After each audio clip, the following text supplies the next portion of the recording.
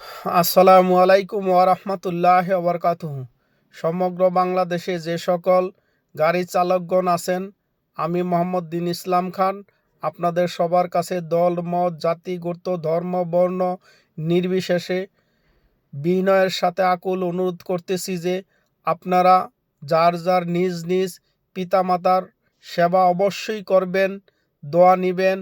আপনারা কেহ চোখে ঘুম ঘুম অবস্থায় গাড়ি চালাবেন না। আপনারা কেহ বেপরোয়া গতিতে গাড়ি চালাবেন না।